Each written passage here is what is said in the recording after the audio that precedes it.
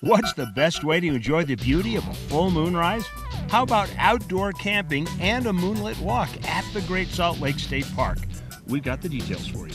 Then you won't want to miss our friends from Can-Am World in Mesquite as they take us on a quest to find the perfect family Christmas tree in southern Nevada. And we will tell you the story of a lifelong dream come true. 18 years in the making at 500 plus miles per hour. AYL is setting new records next.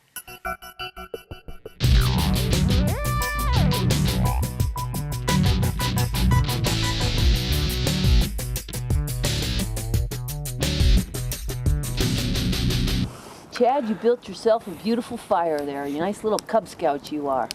Yeah. A Boy Scout. No, Bear Scout. I'm not, the Cubs are thin, I'm big. Anyway, hi everybody. Welcome to At Your Leisure. I'm Chad Booth. And I'm Rhea Rossi Booth. And we are out at the Great Salt Lake Marina camping. They have year-round camping where you can grab a rig like this one we got from Paris RV. This is a little A-frame, and it's just a great cozy way to spend the winter. It's got furnace and hot water and all the stuff that you would want. Tows easily anywhere. And so we decided we're going to take advantage of the Great Salt Lake State Park. But don't worry, we're not in trouble with the ranger. It's true. Thanks, Jim. Yeah, we actually invited the ranger to the campground tonight because they have something that goes on every time there's a full moon. Is that right, Jim? Almost every full moon. The winter times we might skip a month or two, but yes, overall. Yeah. So talk about this. I mean, we were very curious when we saw this thing about Tales of the Great Salt Lake and watching the moon rise with the cityscape underneath it. Yeah. So we try to schedule these walks that go about a half mile out on the beach so that they coincide with both sunset and moonrise, which of course is done on the day of the full moon. And we first, while we can still see everything, we talk about the lake itself. We orient people about all the islands that they're seeing. We talk about the shrimp and the flies. But once it gets dark, we do walk out across the beach and we talk about some of the mysteries of the Great Salt Lake. So like I heard something about whales. Yes.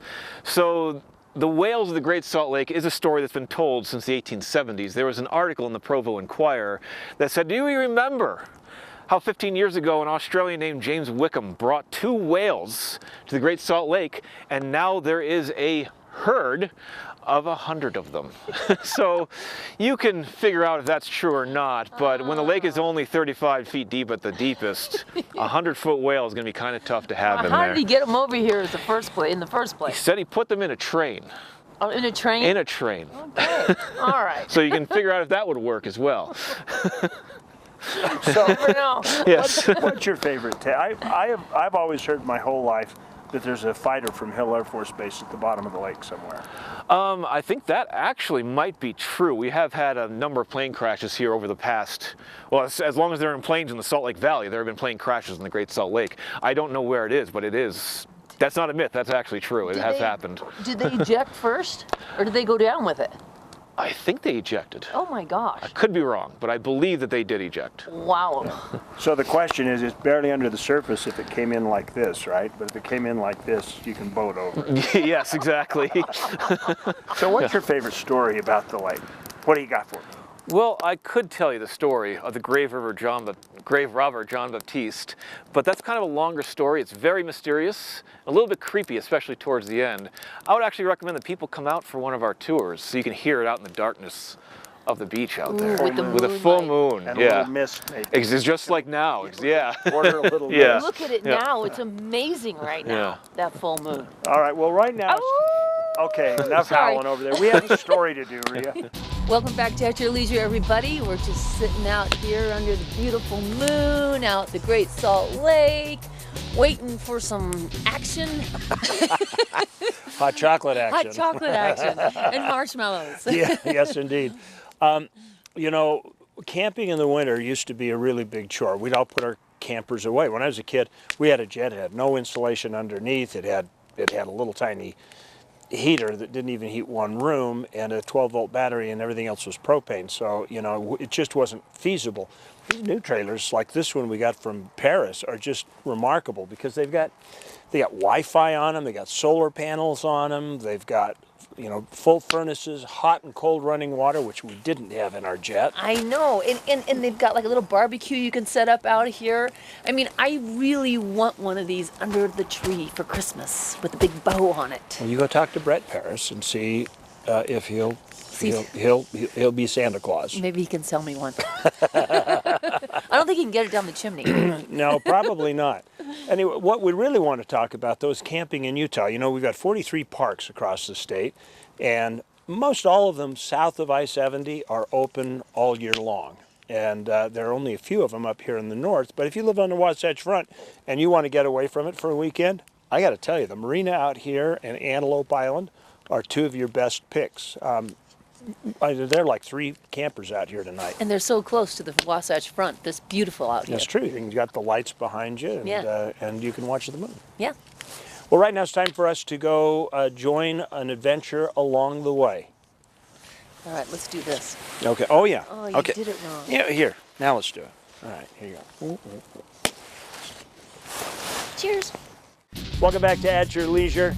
You got to end the day just right. And how you end it is with a nice bed of coals to quietly, slowly brown. Nice. Rhea, you're going to get cancer. Stop it. I like them charred. That looks like pure evil. They do look pretty good. And it's still cold in the middle. All right. Anyway, while we have our debate about marshmallows here, are we past curfew, Jim? We are not past curfew yet. Okay, good. I just wanted to make sure that you weren't aiding and abetting criminals out here. Anyway, we got a lot of business to take care of, and we're going to start it with our contest winner.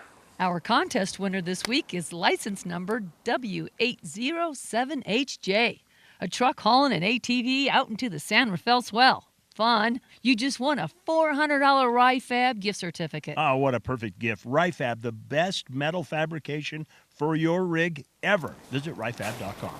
Congratulations. Call us at 801-947-8888. Claim your prize. Yeah, while nobody was looking, I actually caught mine on fire, so they kind of look like Rhea's now. I'm telling you, it's because they're all natural marshmallows. Oh, there goes mine. There we go. Blow it out, quick! I know. Good luck trying not to torch these things. All right, well, right now it's time for us to take a look at next week's show. Let's see how much we can mess these up between now and then. Next week's show is going to be absolutely stellar because we're going to be in more state parks. You'd have to agree with that, right, Jim? I do. How's the s'mores? Absolutely delicious because we are at a Utah State Park. Well, that Can't not have a that good one. we have organic marshmallows. I know. I can't believe we have an organic marshmallow, but this is really delicious. That's true. So I don't think we should torture people at home anymore because they don't get to have organic marshmallows. We should just say goodnight.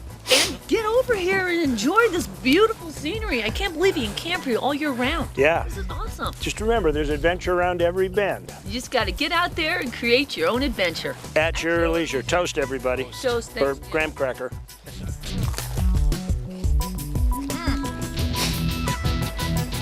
Delicious, delicious. So good. It's pretty tasty. They really are good. Oh, there's cinnamon graham crackers, too.